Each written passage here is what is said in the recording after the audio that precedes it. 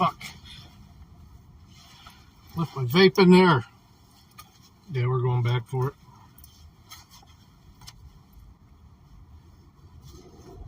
Damn it.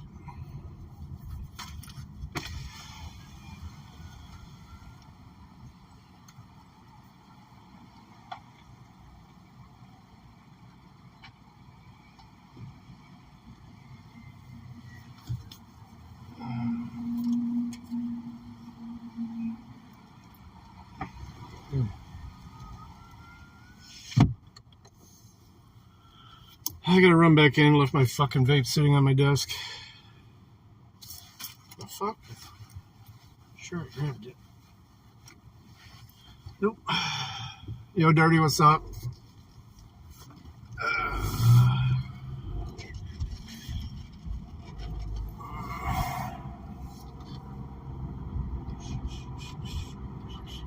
I'm gonna go back over here real quick, run down to my desk and grab my vape.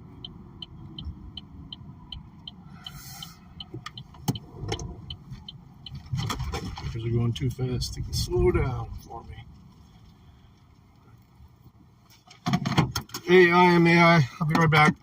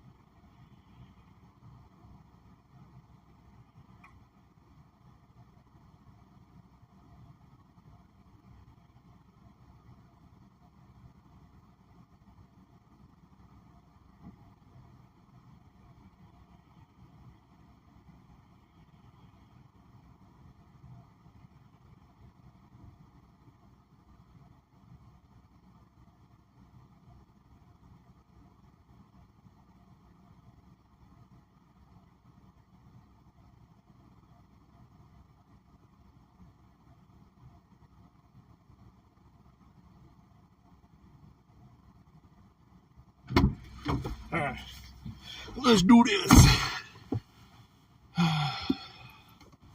Something went wrong. Okay, alright. So, what's up, buddy?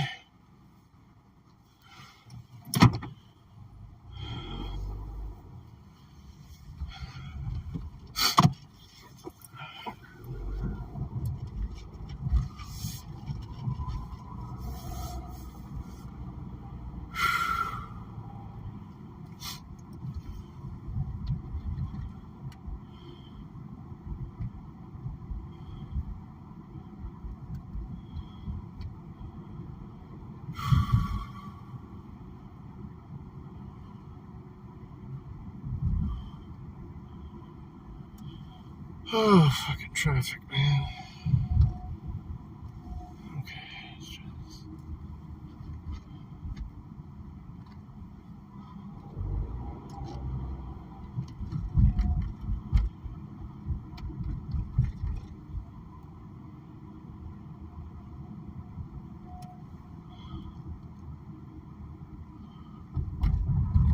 Why is there no fucking sound?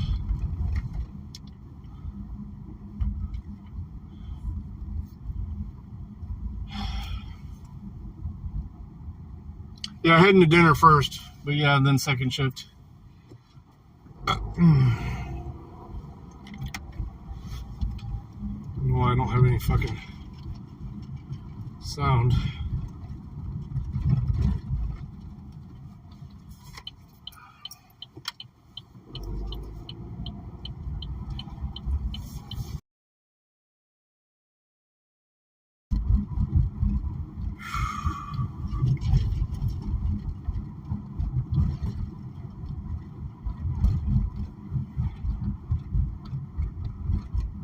Yeah, and what I'm saying is I don't have any sound in the video I'm watching on my, or playing on my other phone. Yeah, I figured you guys could hear me.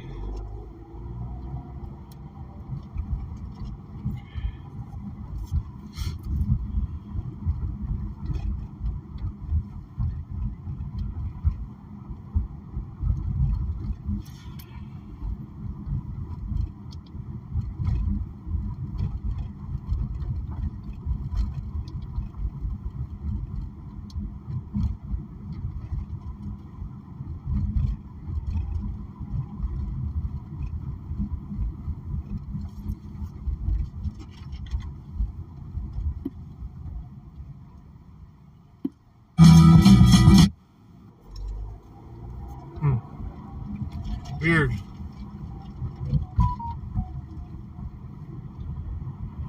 Okay, text.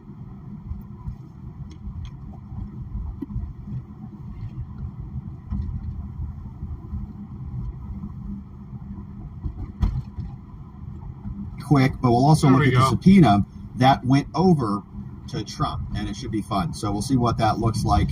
And I'm actually kind of interested in this. I mean, it's like, hey, you give Donald Trump an opportunity to show up with everything he knows about Hunter. Okay, man, you want to go down that road? You want to open the door, as you say, in the law? All right, well, Trump will say, well, can I have some of my boxes back that you guys raided from me? Your dad raided from me? I'll give you everything you want. You already know. So then we're also going to see what's happening out in Georgia, because there was a pretty big hearing today.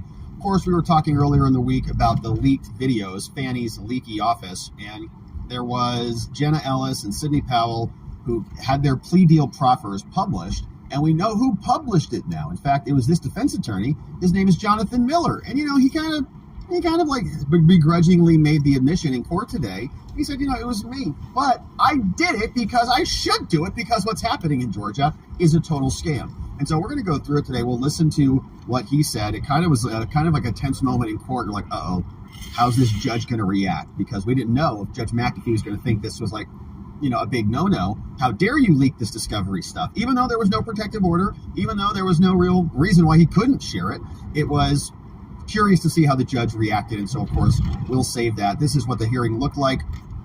It was just did the same thing to Long Island Audit. They put a protective order on all his discovery, so he couldn't publish it. Obviously, it's a RICO case. There's 19 co-defendants, and others have taken plea deals. So there are people still there who were representing the other co-defendants. And so we'll go through it and see exactly what is happening out of Georgia, as well as some of the Hunter stuff. And so we've just got a lot to attend to today, and we're grateful that you are here and with us. And so, of course, before we get into that, we want to talk about a new sponsor here on our channel, which is called The Wellness Company. And of course, we can find them over at twc.health/Robert. What up? Something very interesting I want to share with you, because you may know, and of course, I learned a little bit about this last short stream ago, right in the middle of the pandemic, as it were. Get your gambling in. Over 90%. Almost over 90% of pharmaceuticals in the United States are produced outside of the United States. And so my brother Joey was in the hospital. My mom was there at his side during COVID. It was a wild situation here.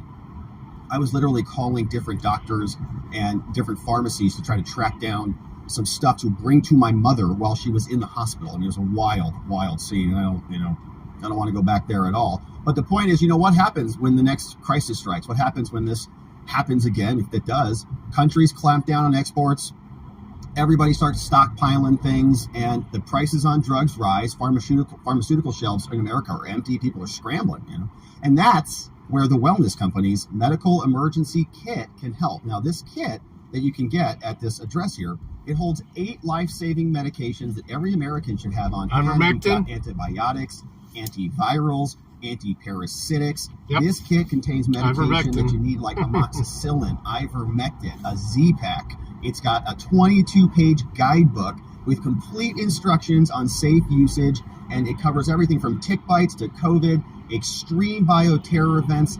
Every scenario is covered, so it's just a smart thing to do. Now, these prescription kits are in huge demand right now, so head on over to twc.health/Robert. I'll probably go live again when I get there. There's only 2 new starts tonight, but oh well. It's going to save you 10% at checkout, so twc.health/Robert. If you've got Tylenol, you're going to want to have this kit on hand. Be safe, my friends. Be prepared and stay well. And by the way, these kits are only available in the United States. So twc.health/Robert is the place where you can go. We appreciate the sponsors of today's stream. We also have our website, robertgovea.com, which is where you can go and check out our daily show reports. You can also sign up for our daily newsletter. You can learn about the mind map, how to use this very tool, and you can access all of the PDFs, everything we're about to go through. You can access at robertgovea.com. And then members, stick around for our members-only after party, which is, oh gosh, which is watchingthewatchers.locals.com. In fact, I mean, you want to see what's going on with all the locals right now. Speaking of locals, gosh, all right. So this is what happens right in the middle of my promo for locals. Here's what they drop over here. You ready? Oh, isn't that special? What a nice, happy couple. A couple of sharp lawyers there. One of them's definitely a lot smarter and a lot better looking too. So we know who that is. And so that's what's happening over on locals, and absolutely hysterical. So okay, so we'll follow up on that after the stream. All right, so watchingthewatchers.locals.com is where you can join us for some of that fun stuff. And matrimony, it sounds like. So come check it out, watchingthewatchers.locals.com. Members, stick around for the after party. We will have some fun after the show. And YouTube friends, if you're a member on YouTube, you get all the same stuff, except the after party. You're going to want to grab the private Telegram group link so you can join us on that after party fun. All right, and so let's get into it. On the day, we've got some business to attend to. And so let's get started. Trump and his defense demand a mistrial in the New York City civil fraud trial brought by Tishy Latish James. We're going to go through the motion. It's 30 pages long, filed by Trump's defense, and so it should be good. We're also asking ourselves, where's Alina? Where's she been? Story says she's been missing from trial. We're going to see if we have any idea where she might be or what she's up to. And then we'll take a look at another day of trial. This one is with the finishing of the direct exam of Jason Flemings, an accountant who does some forensic accounting, and the brief cross-examination in trial. So we'll start off with how things unfolded. Are you having issues with them? You don't have to put. You can actually type their the website on there if you want to. What's going on with Rock Auto? I mean, I've looked at stuff there, but it seemed like it just didn't seem like that much of a deal. Ask for some sort of a mistrial, and they say, yeah, hang on. Here it is. And so here's what it says. Filed in the case of New York brought by Tishy Latish against Trump, Weisselberg, Trump Jr., everybody, blah, blah, blah. This is Trump's memo of law in support of a motion for a mistrial. We've got a nice table of contents. We'll hit the highlights here today. We'll fast forward through the table of authorities and the notice of the parties. And what we'll see here is the preliminary statement filed by Trump. They open. What is the website? The and this fucking Amazon customer guarantees service is just as bad. A fair and impartial trial. Here, in an unprecedented case commanding worldwide interest and attention, it is imperative that nothing compromise that guarantee and thereby undermine public confidence in our legal system. They stole $8. Backing up briefly, this motion is filed in the same court of Engoron. Probably file a tort claim against them. It'll only cost you $150 to file it. So Engoron is the guy who's been presiding over this botched clown show of a trial, and they're submitting this to him, saying, hey, judge, you're doing a pretty terrible job. Now, while counsel, Trump's defense, are subject to a gag order from Engoron, apparently imposed to impede the issues herein presented from becoming public. Give me my $8, motherfuckers. Alina's been trying to hit the media, and they say, can you tell us what's happening with the love notes between Greenfield and the judge? He's like, I can't talk about it. Judge gagged me. Almost get a dime bag for that. His GF. So they say it is a fundamental precept of American jurisprudence that sunlight is the best disinfectant, which is why we have a spotlight here when they try to cower in the dark of night.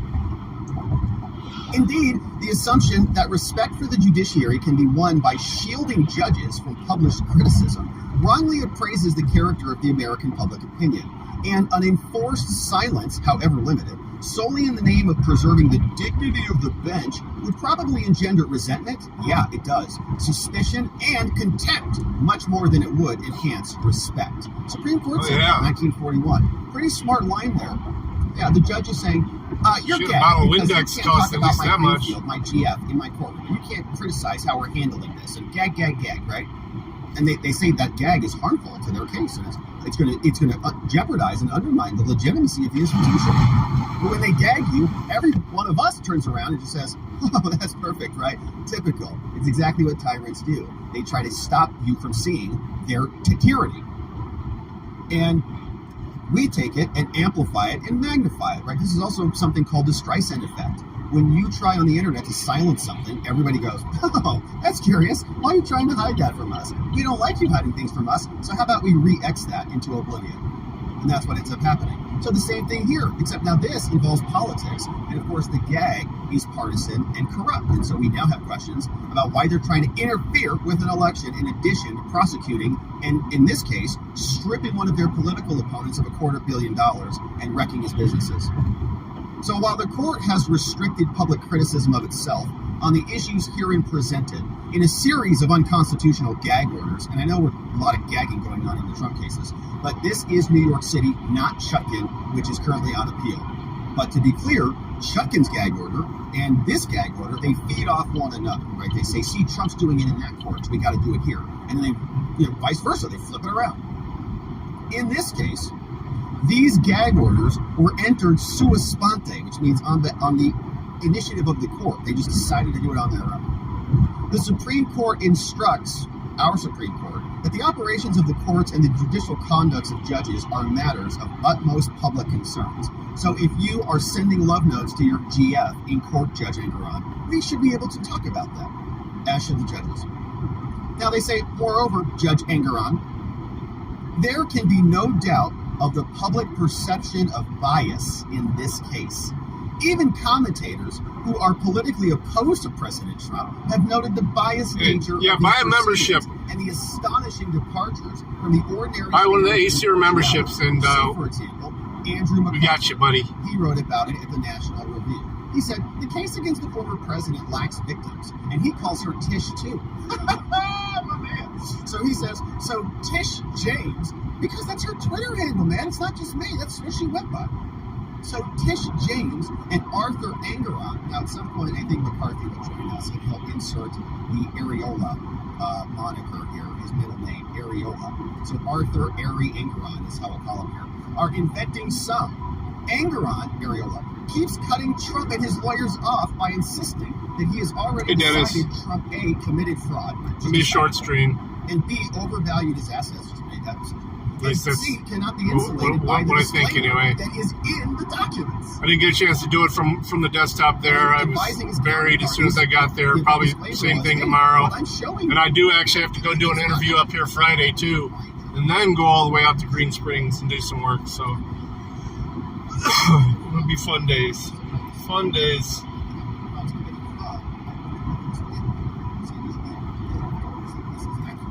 Just do it, right? Well, now that really wrecks my case. I have to find your fraud, obviously.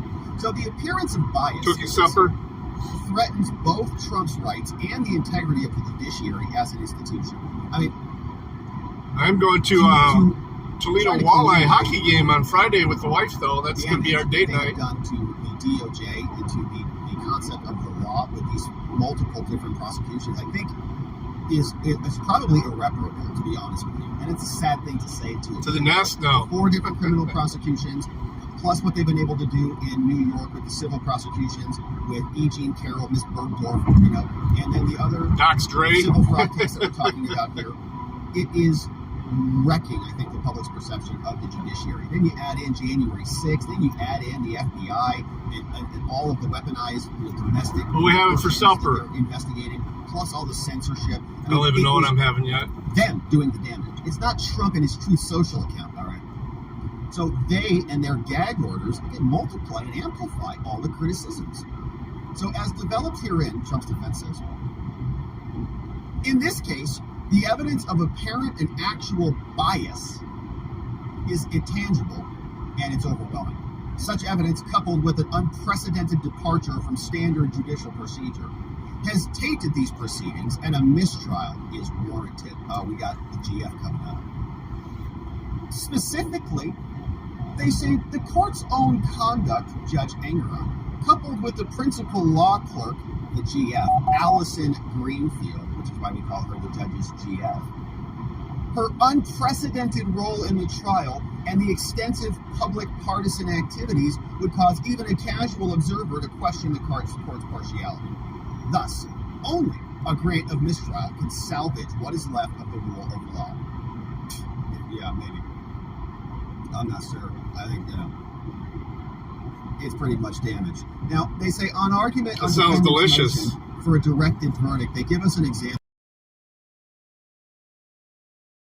There's serious bias here, footnote 1. Specifically, we were asking for a directed verdict, which means, in other words, the government presented all their evidence, and even if you believed all their evidence and took it all as true, there's still not enough there to convict or to find Trump liable for the fraud and the disgorgement.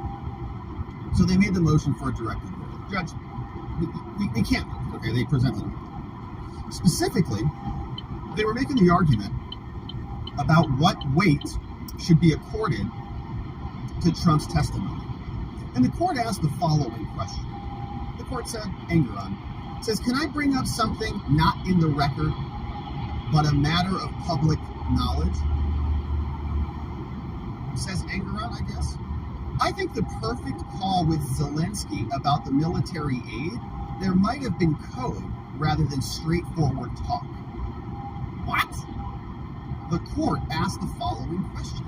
Can I bring up something that's not in the record, but a matter of public knowledge, the judge says? I think the perfect call with Zelensky that Trump always rails about on Fox News about military aid, there might have been code rather than straightforward talk. What the heck are you talking about, man? We're already impeached over all this crap. We're here in trial with Tish for business deals. So this is an affirmation of Clifford Roberts. So they probably got somebody who is signing off that I heard this stuff. They say such reference to a purely political trope demonstrates the court cannot separate his, Engoron's, and his principal law clerk, his GF, their political bias from the obligation to be fair and impartial. They say, Your Honor, this court has contravened the code of judicial conduct, and you've created the appearance of impropriety through publicly commenting on a proceeding before you. This court, in its capacity, Your Honor, as the Wheatley School alumnus, which we read through the letters here. That was the areola show. Oh, shit. Wild scene here. We had to analyze a judge's nipples on this channel. Because he put it in his newsletter. Because just full of meat of gold and a belly full of meat. Here. This court, in his capacity, this judge, as his Wheatley School alumnus, as his newsletter author, has publicly posted links in the newsletter that he maintains to articles disparaging the parties in the council. We saw that. That was in addition to the bonus torso photo that he also weirdly exhibited. Not voyeured, he exhibited. We learned about our degenerate terms last show. Exhibited in his newsletter, but in addition to the bonus torso photos and his areolas, we also saw him put links in there. He was, he was like proud of his work. The judge did this. The judge denied Trump. The judge did this. He says, here, he was bashing Eric Trump, President Trump, Miss Abba, Cushman, and Wakefield, and covering his own decisions in derogation of the code.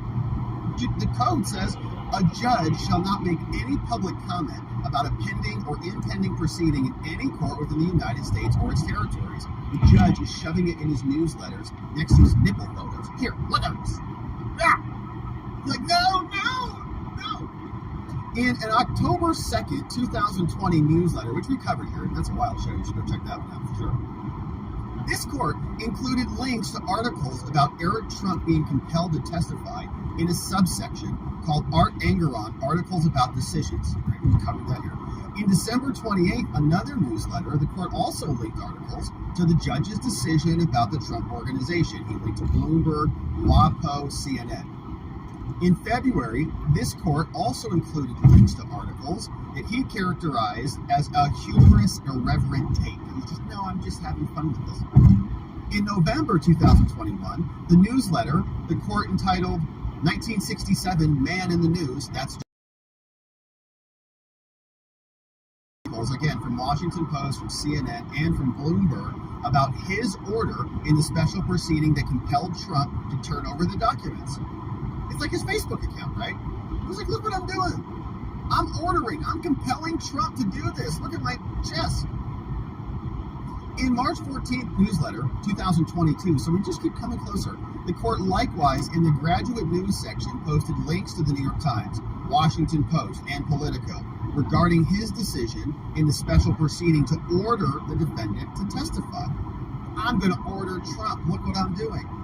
May did the same thing. Posted in New York Times, he's holding Trump in contempt. Man in the news. The court again linked to an NPR article saying that Trump lost his appeal. It's the court. This is Engoron, right? This is the judge. The court is a nice, euphemism for this guy. It is Engoron who is thrilled about this. He's doing cartwheels with Tish. The court similarly linked an article from Business Insider, and 2 days later, then held Cushman and Wakefield in contempt. And finally, on September 11th, just 10 days before this lawsuit was filed, the court posted a link to the Above the Law article criticizing this in September 11, 2022. So this judge is now presiding. So they say, obviously, this judge is biased as can be. He's been spamming his anti-Trump lawfare, his little attacks to his captive audience from Walt Wheatley. Now, the court, they say, also has improper judging, and this is where we're going to see from the Greenfield. They say, Your Honor, Engoron, you have impermissibly exceeded your discretion. He says, it's just my law clerk. We have a very, I forget what language he used, a very curious, commingled. But they say you've exceeded your discretion in granting his principal law clerk, quote, unprecedented status and input into these proceedings and restricting the speech of anyone who even seeks to comment on this status. They were saying, hey, she's passing love notes.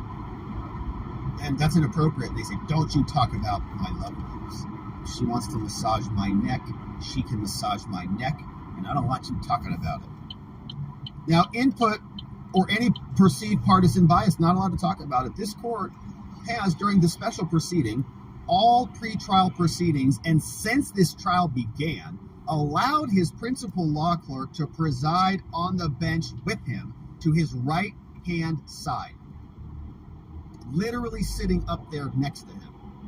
It is. I didn't even hear about it. Okay, not at a clerk level.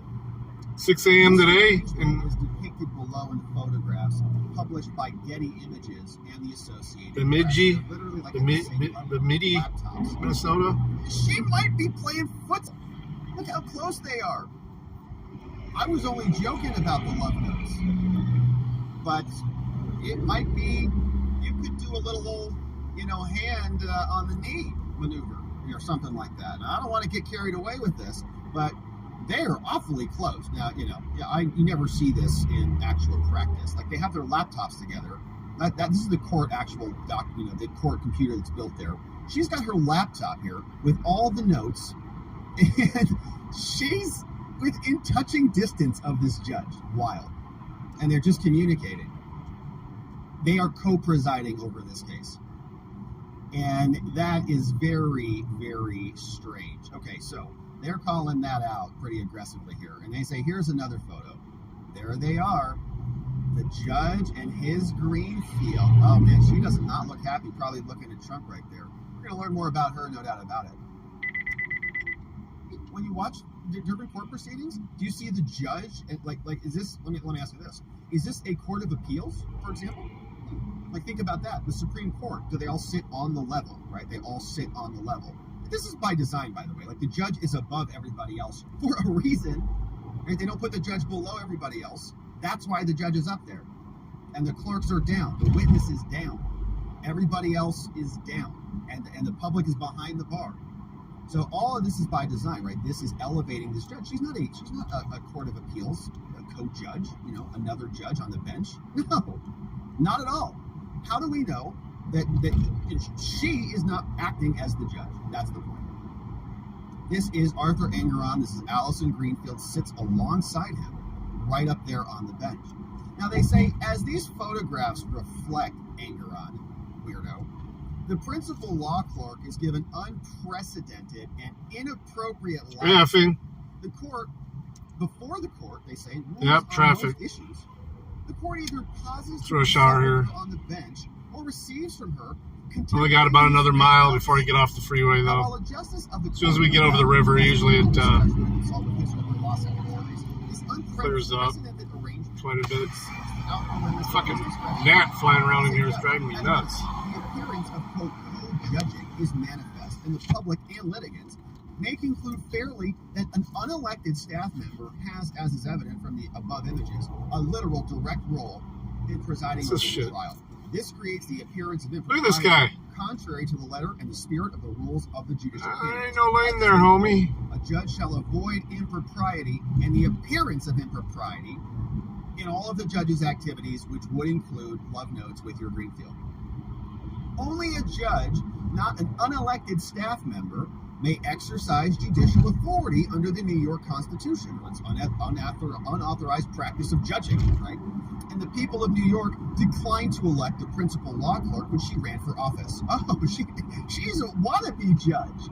Oh my gosh, it all comes into play. She ran for office, and now she's just plain judge. Oh, isn't that fun?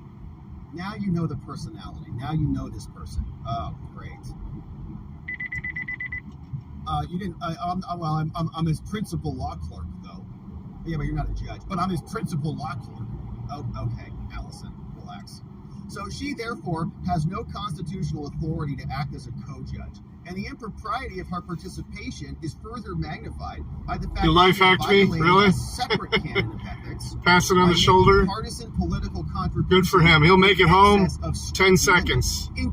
Faster than if he'd just stayed in his lane. Supporting Attorney General James and opposing. It's anarchy! And you can tell that just by her face. Look at this face. Okay, look at that. Like you can just see she hates Trump and loves Tish. Oh gosh. And so, of course, she did. She made all those donations, ran for office. I was just promoting anarchy earlier, too. Because apparently she doesn't understand the ethical rules that you're not supposed to do that stuff. Regardless, the Trump defense says the impact of this untoward level of participation by the principal law clerk, Engerun's GF, cannot be overstated. Indeed, during a candidate forum in connection with her erstwhile campaign for the Manhattan Civil Court, where she lost, the principal law clerk Hollywood Casino as a co-equal, describing her participation in a high-profile real estate as follows. She says, we were incredibly active in that case, and we tried to stop the two towers. And during that same forum, she described her judicial philosophy as driven not by the facts and the law, but by political considerations. She says, one thing that I think is incredibly important to consider. Oh, shit. There were the people who elected. He didn't have his lights on. He literally just turned them on as he was coming through the intersection. To become a judge, but now she's role-playing one. And is there any precedent that would allow me to achieve that outcome? Okay, so she's an activist. That doesn't follow the law. How can I manipulate to get the outcome that I want? So this statement is fully contrary to the rules of judicial conduct, which says that a judge must be faithful to the law, and must not be persuaded by partisan interests. Saying a judge shall be faithful to the law, this is part of the code for judges, and maintain professional competence in it. A judge shall not be swayed by partisan interests, public clamor, or fear of criticism. But of course, that's what all these people are doing. Now, we talk about the gag orders. They say, also, as part of her campaign, the judge's GF, the principal law clerk, created and maintained a website. It was called Greenfield for Civil Court. She started a website and an Instagram and a Twitter account. And in February 2022, while the special proceeding against many of the same defendants, in this case, was ongoing, she posted on her Greenfield for Civil Court Instagram endorsements from the Village Independent Democrats and the Grandstand Democrats. On February 26, she made a post purporting to withdraw from the Democratic primary, but advised followers to keep an eye on this space. Now, thereafter, she continued to post on the Greenfield account. For example, on April 30th, she posted a picture with Senator Chuck Schumer, which was ultimately reposted by the Judicial Protest Twitter account and subsequently posted by President Trump. In the photo that she took with Chuck Schumer, which is like she said she was Chuck Schumer's girlfriend or something like that, She's captioned, she put the photo online. She said, "So thrilled to attend the Chelsea Reformed Democratic Club Founders Brunch today, honoring incredible and fearless lifelong public servants like Senator Schumer and Rep. Maloney. Dinner time. Thank you, CRDC, NYC." That got dark quick. They say, well, 5:30. Oh, you can't even see me. looks like the Greenfield for Civil Court Still can't see me. account Oh, well. is still active. All right, guys. It was Thanks made for riding with me. private I'll probably go live Now, I just want to pause from the on this. plant This is a little bit Judge after Enright, 8:30. okay? And he Love you guys. Jesse Talk to you Randis later. Thanks for just riding with me, keeping me exploded, safe. Okay? I can't even Love you. imagine how mad he is. Because he was screaming at them in court. "Don't do it, Chris!